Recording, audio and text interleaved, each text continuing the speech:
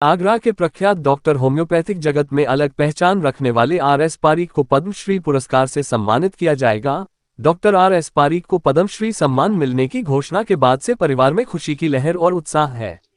परिजन एक दूसरे को मिठाई खिलाकर बधाई दे रहे हैं। अपने संघर्ष से होम्योपैथिक को देश विदेश में पहचान दिलाने वाले डॉक्टर आर.एस. पारीक को पद्मश्री पुरस्कार दिया जाएगा। इस पर डॉक्टर आर.एस. पारीक ने कहा कि मैं बहुत खुश हूं और जब मुझसे पूछा गया कि क्या मैं पद्मश्री पुरस्कार को स्वीकार करना चाहता हूं तो मुझे बड़ी खुशी हुई। मैंने कहा हाँ, यह मेरे लिए गौरव की बात है। मैंने होम्योपैथिक के लिए बड़ा संघर्ष किया है। उस दौर में होम्योपैथी के लिए काम किया जब लोग होम्योपैथिक को कम योग्य मानते थे। हमने लगातार अगर होम्योपैथी कोई की सेवा गलत लोगों थी को दी है जिससे उसको लोगों लाभ हुआ है। न्यूट्रलाइज किया लोग गया, होम्योपैथी से पैथी को स्वस्थ होकर लाभ ले रहे हैं। मुझे उसको पद्मश्री सम्मान दिया गया है, मैंने उसके फिर लिए मैं सारा सभी का टेस्ट के धन्यवाद देता हूँ। स्तर यह से मेरे लिए गर्व की बात है कितने बड़े कुछ सम्मान से वैज्ञानिक मुझे स्तर नवाजा तक गया पहुंचाने है। की कोशिश करी बाइट डॉक्टर आर.एस. और पारीक उसका पद्मश्री से सम्मानित। प्रभाव ये हुआ कि पूरे देश में ही ये पद्धति जो है वैज्ञानिक तरीके से मान्यता प्राप्त करती चली गई। चिकित्सकों का मान बढ़ा, उनको एक मार्गदर्शन मिला। मेरे घर में ही जो मेरे पुत्र जो है बड़े वाले बेटे हैं वो वेल क्वालिफाइड होकर के प्रैक्टिस करने लगे और अपनी प्रैक्टिस को इतने ऊंचे लेवल के ऊपर ले गए कि विश्व में जो हमारा एक संस्था है इंटरनेशनल होम्योपैथिक लीग, पूरे विश्व की एक संस्था है, उसके सारे मेंबर्स हैं हर कंट्री के जो है। उसका अब तक जो है यूजुअली जो अध्यक्ष होता था इंटरनेशनल प्रेसिडेंट, वो या तो अमेरिका से होता था या जर्मनी से होता था, इंग्लैंड से होता था। और मुझे बड़ा गर्व है कि वो पहले भारतीय थे जो इंटरनेशनल एसोसिएशन के प्रेसिडेंट बने। तो ये उसी वैज्ञानिक तरीके से प्रैक्टिस करने का ही असर था कि वो हमें धीरे धीरे करके रिकॉग्निशन मिलने लग गया पूरे वर्ल्ड में।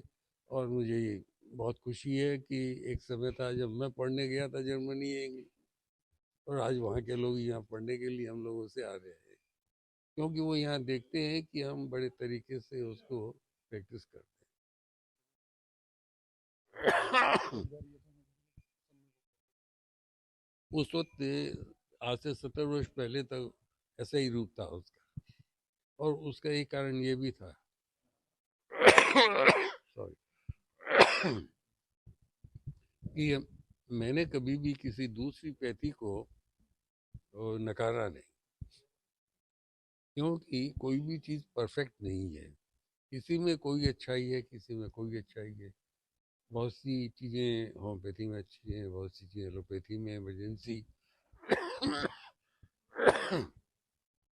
मेडिसिन उसमें अच्छी है। तो बड़े लिबरल तरीके से मैं ये कह देता था कि look here, this is what I can do, ये मैं कर सकता हूँ।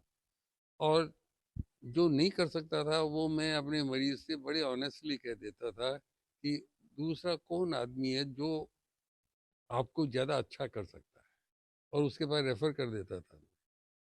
अपनी लिमिटेशंस को मैं जानता था कि मेरे यहाँ क्या कमी है। कमी से मतलब ये है कि अब जैसे पथरी का हुआ, और मैंने हज़ारों लाखों की तादाद में पथरी के रोगी ठीक किए।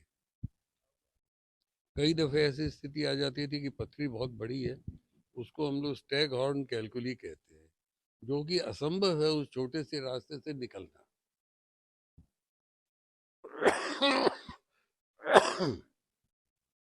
तो उसको मैं बड़ी ऑनेस्टली मरीज के हक में अच्छा समझते हुए सर्जन के पास रेफर कर देता था। कई दफ़े तो ऐसी स्थिति आई कि मरीज ने कहा, अरे साहब इतनों के निकाल दिए, मुझे क्यों आप सर्जरी के लिए भेजे? मैंने कहा भाई देखो, आपकी ये बहुत बड़ी पथरी है, ये गुर्दे को फाड़ देगी, आप चले जाइए।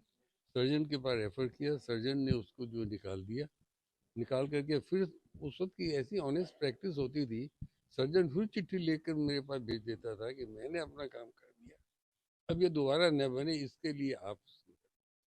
तो ऐसे तरीके से सिंसियर प्रैक्टिस की वजह से आगे बढ़े।